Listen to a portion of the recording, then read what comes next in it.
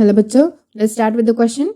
And here the question says that among the following molecules, यहाँ पे हमें molecules कुछ दिए गए हैं, that is XO3, then XeFO4, and after that XeF6. तो ये जो given structures हैं, here the question is that कि having same number of lone pairs of Xe are.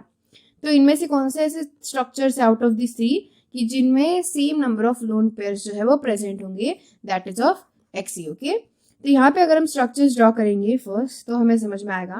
So this will be Xe, the lone pair for first structure we are drawing here. So this is the XeO3 structure. ये structure है XeO3 का. Then we will draw the structure for XeOF4.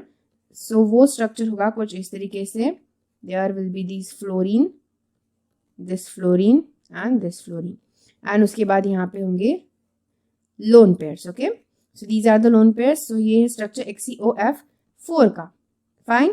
now the structure of XeF6, तो उसका structure होगा इस तरीके से. यहाँ पे फ्लोरीन एटम्स होंगे, 4 fluorine here and 2 like this. और अब जो अनपेयर्ड इलेक्ट्रॉन होंगे that will be on different axis on this side. पीछे के साइड में डिफरेंट एक्सिस पे लोन पेयर्स होंगे. ठीक है, तो ऑल ऑफ दी स्ट्रक्चर्स हम ऑब्जर्व कर सकते हैं 1 1 and 1.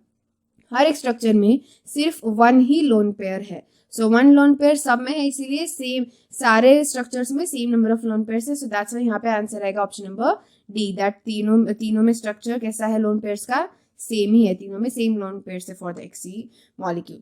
So that's option number D will be the correct answer for this particular question. So I hope you got the answer very well. Thank you and all the best.